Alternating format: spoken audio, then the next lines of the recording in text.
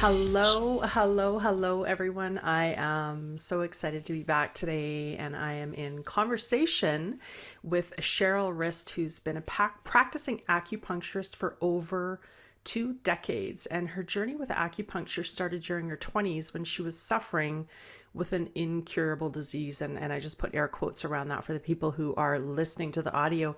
And Sheryl was introduced to an acupuncturist, and her life changed dramatically. After traveling for a few years, Dr. Sheryl entered the acupuncture program at MacEwan University in Alberta, and at present she practices over 5 different styles of acupuncture and loves the continual education involved in the acupuncture profession. Sheryl is also trauma certified, has her Doctor of Natural Medicine, offered a reduced anxiety clinic for teenagers and frontline workers, and is known for her one needle techniques. Dr. Sheryl happily helps with pregnancy issues, delivery, fertility, MVA, motor vehicle accidents, TMJ, that's a jaw thing, chronic back problems, chronic diseases, anxiety, depression, muscle issues, and general practice. She's trained extensively in needling, cupping, gua sha, laser acupuncture, and non-invasive acupuncture. And Dr. Sheryl truly loves what she does, and it shows. And so, Dr. Sheryl, welcome to My Dead Dragon. We've had some really interesting conversations in other settings, and I'm really excited to hear what you have to share. And can you start us off by telling us a little bit about your story? Well, first of all, thank you so very much for having me on your podcast. I am so honored. And I am so sorry about that great big huge bio. Oh my goodness. I felt like I heard you reading it and I'm thinking, oh my, that is way too long. It just means you've got it going on. Right? I guess so. So I don't know what else to say after that incredible introduction. So I was a very, very sick person and got introduced to an acupuncturist. I'll go into more detail on that, but and realized that I needed to do things if I was going to live. So when I was about 13 years old, I got sick with what was known, they didn't really classify it as anything, but they said that that it was similar to ulcerative colitis. They didn't know if it was colitis, Crohn's disease, but I was losing immense amount of blood in the toilet many times a day. Oh, wow. So the doctors, of course, didn't know what to do with me. And I ended up to be a bit of a guinea pig. And how did that go? Not very well. They tried experimental drugs on me. They tried experimental techniques on me. And at the time I was sick. I was a young teenager, which means I didn't get to play as much as other teenagers. But being sick, sometimes I would sleep 16 hours a day. I would miss school for a week at a time. It wasn't a lot of fun. Yeah. And so the doctors didn't know what was going on. And how did you kind of, because that's not a thing for you now, right? Like oh my goodness. Yeah, like you're cured. So how did you realize that, okay, I actually, nobody knows what's happening, right? I'm kind of looking to the doctors out there to give me the answer. They don't have an answer.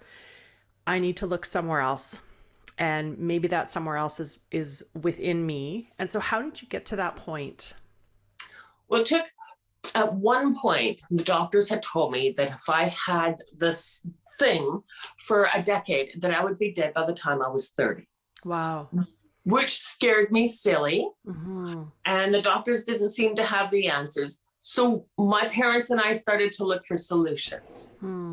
And one of the solutions we had been offered was the solution of what we thought was a homeopath person. And there wasn't a lot of homeopathics back then in our area. And so what they suggested is that I stop eating for 6 months and take a bunch of pills. Okay. which really wasn't going to work for a teenage girl. Yeah. Okay. one of my other solutions that I had been offered was surgery. And I was in the hospital and a surgeon came to me and he said, I think we should take everything out and you should have a bag. Now, that's more of a common thing today, but back then it was barely heard of. And I was lying beside about an 80-year-old lady with a little plastic bag. And I thought, there is no way I am doing that. And how old were you at this point? At that point, I was 19. So 19, and here's this option to have surgery and have like a bag where that captures like all your stuff that should be coming out of other parts of your body. Okay. Yeah. Wow. Not a good way to date. and not a good way to date. And the other option on the table is if you do nothing, you die. Yeah. Yeah. So I realized, what happened is I ended up moving into a basement suite. I left my parents' house because I wanted to start to live on my own. I was about 21 and I moved into a basement suite. And the woman who owned the house, she saw how sick I was. I was in one of my spells and I was gray and there was no pinkness to me. And it was really difficult because I was sleeping so much. And she said, I noticed you're sick. You should go see an acupuncturist. Oh. Yeah. Did you even know what that was? I had no idea what it was. And when I found out it had to do with needles, I was like, I am not going there at all. There is no way you can get me close to any more needles. It's because in the hospital, when I was in the hospital, they would take vials and vials out of me morning, noon, and night because they needed to figure out what was going on. Yeah. So I was terrified of needles. Yeah. Right? I thought, there is no way I'm going to go see some lady who's going to shove needles in me for fun. Right? Who's fun? Who's fun exactly? So I was sick for a little while that time, and I realized I didn't have much of a choice. I realized that it was time that I started taking control. Nobody else was able to do anything for me. So I was really terrified of needles. Yeah. And I worked up all my courage and everything else. And I drove into Vancouver and knocked on this door. I almost ran away from the door like 3 times. I'm like, what are you doing? Yeah. And this lady greeted me and she just had this whole angelical aura about her. And I could smell these herbs when she opened the door. And I thought, that smells really yummy. Okay. Maybe I'll try it once. So I followed her in and she did an intake and she talked to me for about half an hour, 45 minutes. And then she got me to lie down on a table and you're talking about somebody who wants to chew their fingers off. It was just... Yeah. And so I took the treatment and it didn't hurt. It wasn't anything I thought it was going to be. And after about 3 treatments with her, I started to feel better. Wow. Yeah, I had energy, and it was the first time in my life I'd ever had energy. Wow. That I could remember, of course. So right? how was that? How was that? It was completely mind-blowing. I didn't even understand how it worked. Yeah. I felt like she was this angelical being that had been sent down from heaven to make people feel good. Because I didn't really understand any of it at all. Yeah. And then I started to say, this is actually something that is normal. There was just some things wrong with my system. And I started to study a little bit of acupuncture at the time so that I could have an understanding of it. And at that point, I told her, I said, I'm going to become an acupuncturist. I said, I don't know what you've done and I don't understand how it works, but I want to help people that way. Yeah. Wow. So I'm hearing so much in this that, like having this,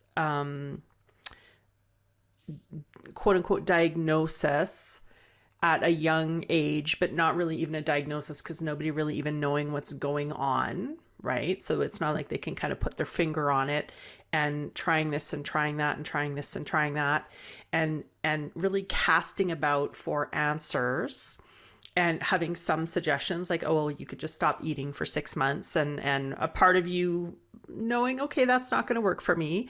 Another suggestion, we could just cut it all out and put a bag on you, right? And so there was this part of you all along that maybe knew this is not right for me. Yeah. So what was that part? I really felt like there was a solution. I really felt like there was an answer. I felt that what I'd been offered wasn't right. Right.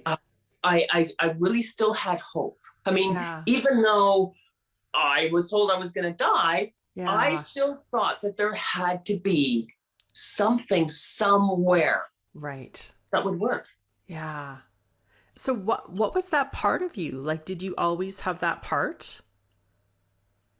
I don't know if I always had that part. I don't think so. I mean, there was definitely times when I would cry. Yeah. Right? Yeah. Because what are you going to do? You're so sick. You're a teenager. You're supposed to be out in the world experiencing and being rebellious. Yeah. Yeah. And there was definitely times that I was just too sick to even get out of bed. There was definitely times of depression and times of just, there's nothing I can do. I had a pretty tough mom. Yeah. Right. So she was always like, get up, get going, get on it, go riding, go do what you need to do. And so I don't think I ever completely gave up, but there was definitely times that I knew there was like what the medical system was doing for me, unfortunately, just wasn't working at all. Yeah. And what's really remarkable to me is that you knew that there was a part of you that knew that, and within the overwhelm within that, and I'm, this language might not fit for you, so let me know if it doesn't, but within that pit of despair, when you have that chronic health issue or diagnosis, and not getting the answers, not getting the support that you need, because and people are doing their best, I'm sure, but they don't know what's going on, right? And within that, choosing, and not all the time, right? Because when you're in that space, it's like sometimes you're in that space, but noticing and choosing to connect at times with the part of you that said, no, there is an answer, there is a solution, there is something. That is definitely what happened, because when I was offered the acupuncture, and I completely just was so afraid of the needles, but it was like, maybe this is it, maybe this is the answer. Because I'll tell you, I would never ever do it otherwise. So it was really trusting in myself and in my deep gut, that little tiny voice that said, keep going. Yes. Don't just go curl up in bed and die. This is garbage. And you have a life. So just keep going. So how did you come to know that voice? How did you come to recognize that voice? Well, that's a really good question. That might even be a bit of a hard question. Yeah. I mean, I grew up very spiritual as it was. My mom was very, very spiritual. She did a lot of I Ching and meditations, and we lived on a beautiful acreage in the middle of the Fraser Valley. Very, very blessed with where I grew up, and very blessed with a mom who was extremely spiritual.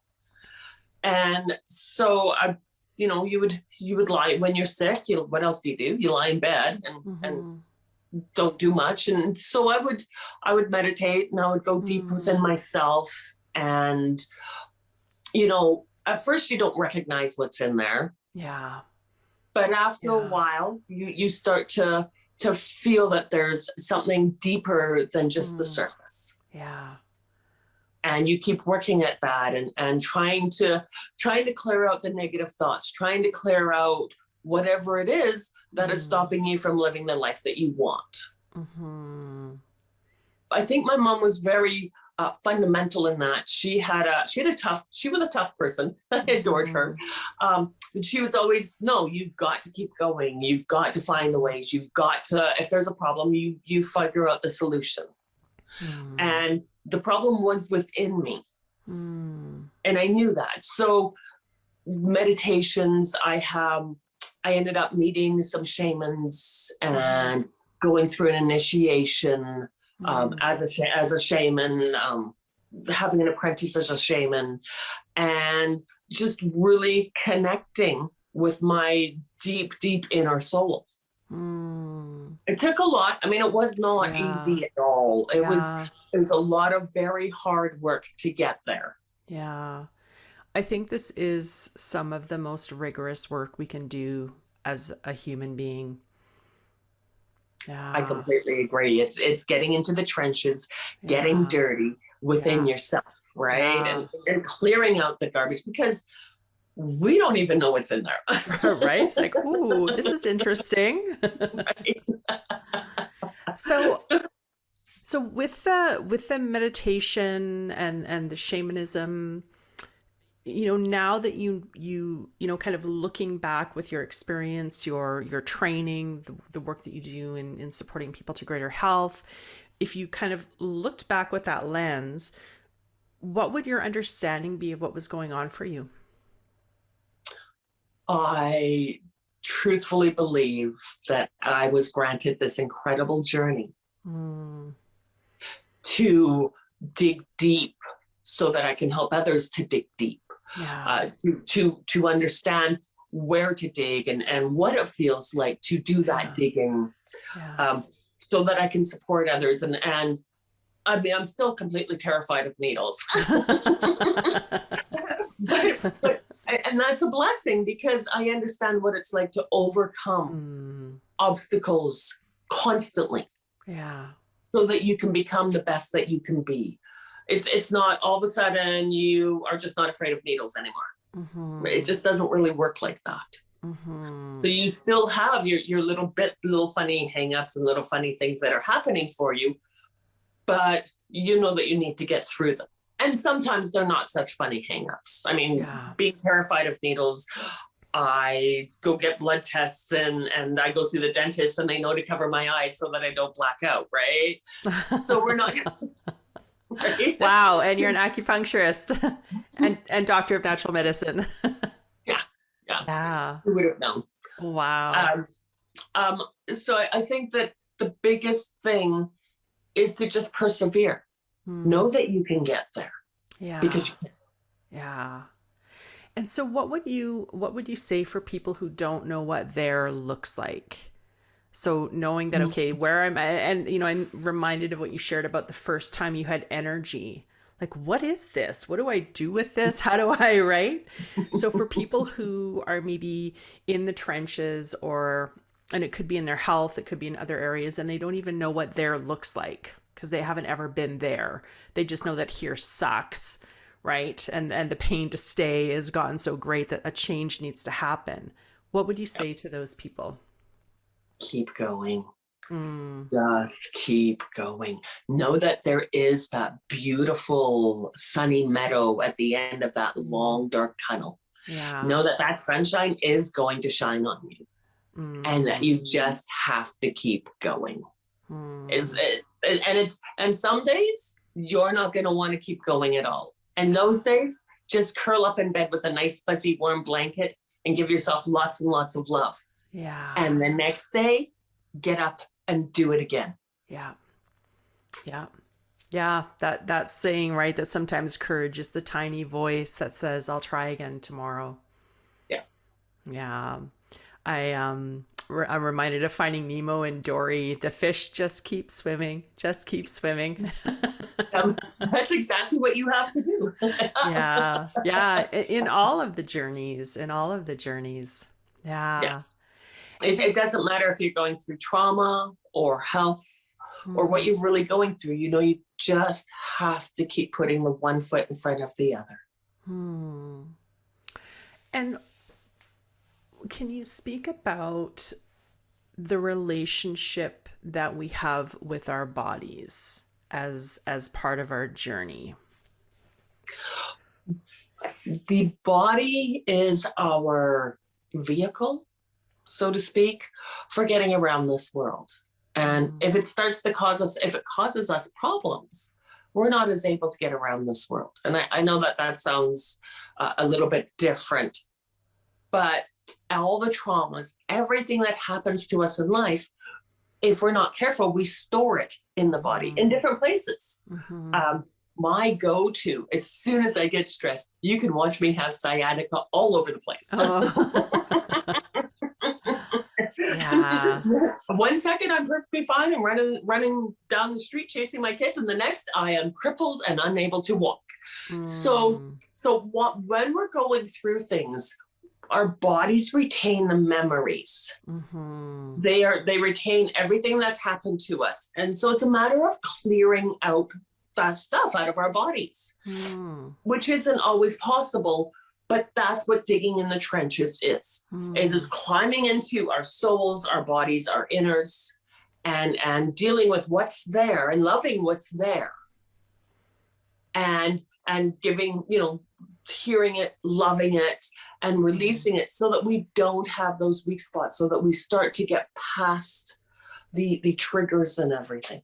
Does that answer that question? I'm not sure. It does. Yeah, no, okay. It totally does. And that's my understanding as well, is that any physical experience, emotional, mental, spiritual, whatever, if we have trauma, and trauma doesn't need to be like, oh, I witnessed a war. It can be, right? It's like just the fact that you're alive, you've probably got some kind of trauma in your life, that if we're not aware of actually when we experience, the day-to-day things, of allowing those emotions, to noticing them first, and then allowing them to move through us and releasing them so that we don't store them. Because so often, what I find is that we can say, oh, it's not a good time to feel that, or I don't feel like I'm allowed to feel that. And so we can stuff it, and that's where it gets stuck. Yeah.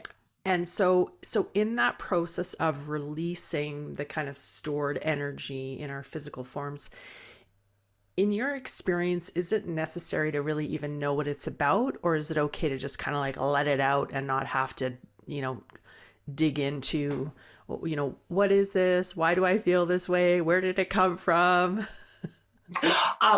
I think it's just so much easier just to let it out. Yeah. It's a much more pleasant journey if you can do that. Yes. Right.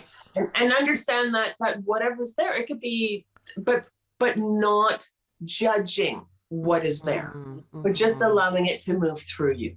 Yeah. I know that was a game changer for me in my journey, when I realized that, oh, I don't need to actually psychoanalyze every little thing.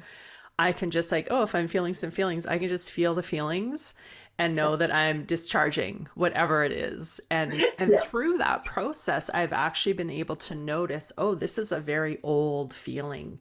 This is deep, deep, deep. And I don't need to go in and pick it apart. I can just feel it and release it and clear it out of my form. Isn't that so wonderfully magical? It's freaking amazing. Right. Amazing, right? And to know, oh, I don't need to figure out what it's about. Yeah. Right. That's a blessing. Yeah, I can direct my vital life energy to creating what I would love, not to kind of digging into the past, if that's what I would love.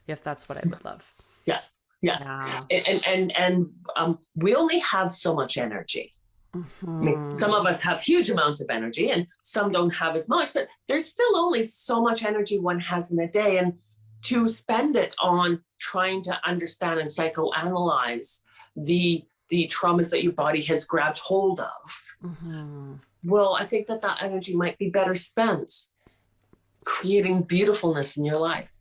Yeah, Yeah, and knowing too that you can have both and those things, that you can be moving through your process, you can be on your journey, you can be releasing, you can be allowing the trauma and the stored emotions to move through you, and you can also have the joy and the beauty at the same time.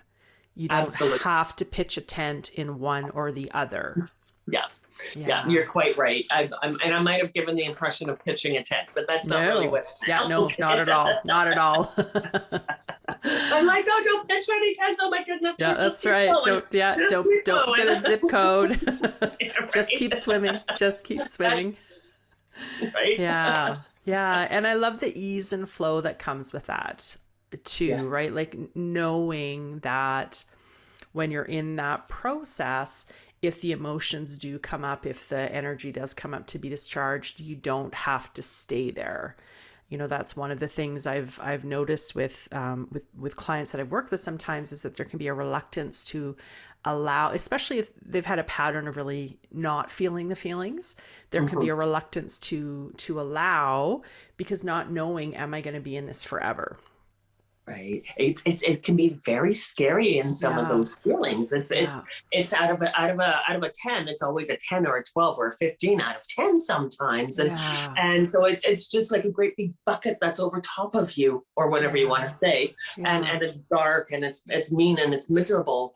And you don't have to stay there. You just flow through. You understand it, you see it, you give it what it needs, and then you keep going. And as you keep going, the brightness starts to come back in, and the bucket goes away, and the sunshine comes out. Yeah. Just keep swimming. Just keep swimming. Just keep swimming. Just keep swimming. And so how do you now work with that part of you that is connected to source? Because that's what I believe, that we all have that voice, we all have that connection. Yeah. And so has it gotten easier over your journey to be in connection and flow with that part of you? Absolutely.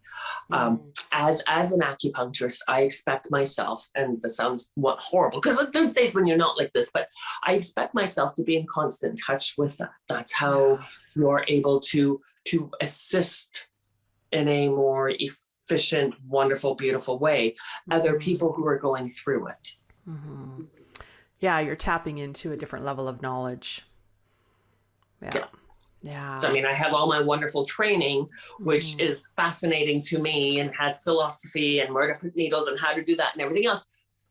But I don't think that would be the end all be all if I didn't have that huge connection to source. And what would you say to people who are wondering, how do I develop that connection, my connection to my source?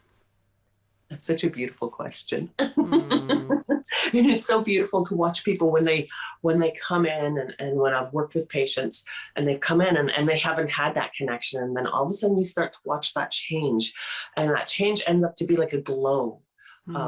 It's almost like it's not there, and then things start to glow, and they start to realize, and things start to connect in their brain and in their heart and everything, and they vibrate, they turn into these really beautiful souls that they already were, but now they realize that they're this beautiful soul, and they just have to keep finding that beautifulness in yourself, and releasing the garbage so that it goes away, so that you can do all that gorgeous work. Yeah. And knowing that as you release the garbage, it's a process, right? So if you're kind of, depending on where people are at as they're listening to this on their journey, sometimes you're like, okay, what is that connection? How does that work? How do I, figure out who that is? You get a touch of it and you're like, oh, this is amazing. And then you kind of slip away from it, right? Just like a baby learning to walk, they stand up and then they fall down and they're still scooting around on their butt. So it's just practice is all. It's just practice. That's really all it is just keep going, and you are going to end up in that incredibly beautiful spot. I love that. And so what were some of your biggest challenges in your process? And if you could, tell yourself something starting out, there was something you wish, I wish I'd known that. What would that be? Well, I think it's funny because you have an acupuncturist who's afraid of needles. So I think the biggest process was actually getting a little bit over my fear of needles. When we're in school, we have to put 20 needles in ourselves before we're ever allowed to treat anybody else. So okay. that was very, very big for me. Good job. I'm high-fiving you. Well, the girls in the class would surround me so that if I passed out, if I fell, they would make sure I didn't hit my head. Oh, so did you actually pass out in school? Yeah, I would actually black out from having put needles in myself. Oh my goodness. Okay. Wow. Don't ask. Wow. Well, I am double high-fiving you. Right? So it was a matter of getting through my fear of needles. Right? So that I could be functional, so that I could at least pass that 20 needles and be able to treat other people. But for me, it was very monumental because being afraid of needles made me be really recognize people's fears and know that I had to be the most gentlest person I could possibly be with those needles, which ended up to be part of my forte. Yeah. So it was definitely an interesting journey. And if I could tell, oh my goodness, I don't know what to tell myself. Maybe Dory, just keep swimming. Yeah, just keep swimming. Just keep swimming. Yeah. And so did you have guides and mentors along the way? And if so, what role did they play for you? I have been so lucky. I am so grateful for every single one of my mentors. So my very first acupuncturist, her name is Lee, and she lived in Vancouver for forever. Right now she's on hiatus and she's on one of the islands, and she's still one of my mentors. So for her, I'm super grateful. She's actually trained in Taiwan, and with the system I'm studying right now. She's a spectacular acupuncturist, and I just adore her. She's an incredible person. I've had the opportunity to study under some great homeopaths, some great chiropractors, had the beautiful privilege of working with some massage therapists who were very, very well educated.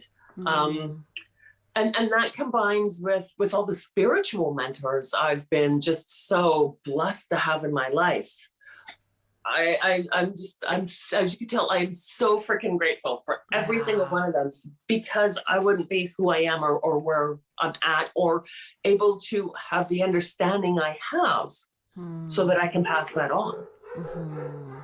I love that. And, we are not meant to do this thing alone, right? Like we are the only ones who can make the choice to become the heroine of our own life. We can only make that choice, but we don't have to do it alone. Yeah. Yeah, we definitely do not have to do anything by ourselves. Yeah. We're not meant to. Yeah. It takes a village to raise a child. It takes a village to raise a human being too. Right. And so, Dr. Sheryl, is there anything that you would want to say? Just imagine that there's someone out there listening and this message is for them. What would that be? I would want to give them a great big squishy hug. And say, you know what? I promise you, it will get better. I promise you, if you just believe, even just a smidgen, and you let somebody help you believe just a little bit more, you're going to get to where you need to go. Because that's where you need to go. And you're supposed to be there. Yeah. So just keep going, because I promise you, it's going to get there. Wherever there is. Yeah. Right? Wherever. And you can believe in our believing for you. if you're having a hard time believing it for yourself, believe in our belief. Exactly. That's beautifully well put. Yeah. I didn't make it up. I heard it. So.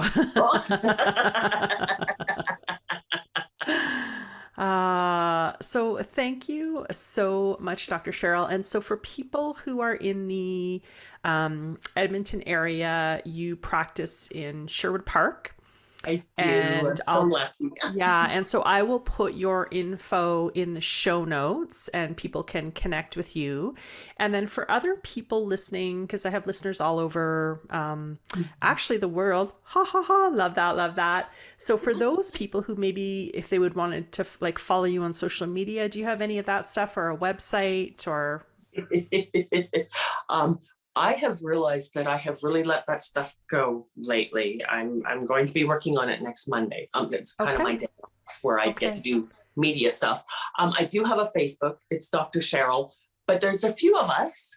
So I'm not sure really how to make myself stand out there. I'll put that in the show notes too. So for people listening on the YouTube channel, it'll be in the description, and then in the podcast show notes, I'll actually link to your business page, and then people can follow you that way as well.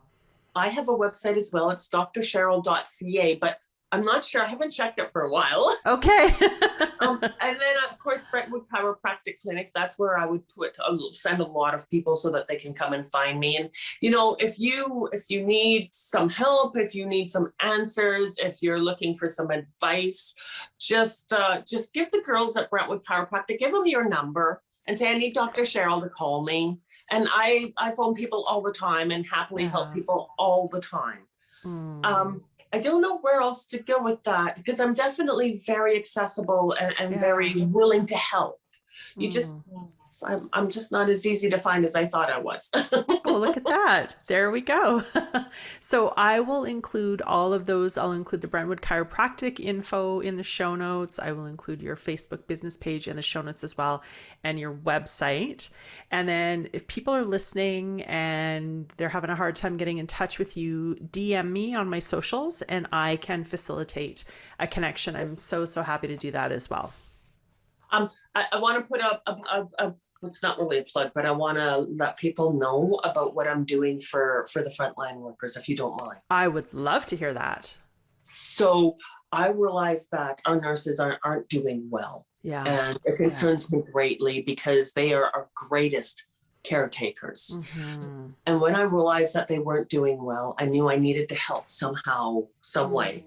Now, so what I'm doing is I'm offering anxiety treatments for frontline workers for 50% off. I wanted to do it for free, but my office wouldn't let me. Wow. Probably a good idea. That is so generous. That is so generous. I have friends that are nurses, and it's an extraordinarily, they're carrying a lot right now. So yeah. Oh, thank you. I'll actually also make sure to note that in my social media posts about the episode. Sounds fabulous.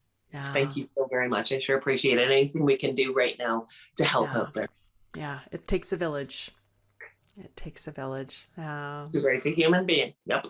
Yeah. Any age. Well, thank you so much, Dr. Sheryl. I so appreciated our conversation. And to all of my listeners, thank you for tuning in. I love hearing from you. It just fills my heart. It fills my cup. So if you would love to hear something, you would like to suggest a guest, please reach out. Let me know how the podcast is impacting you. And you can support it by subscribing and leaving a review. And I've also set up a private Facebook group for people to talk about the episodes. So you can find that on Facebook, My Dead Dragon. And have a phenomenal day. Until next time.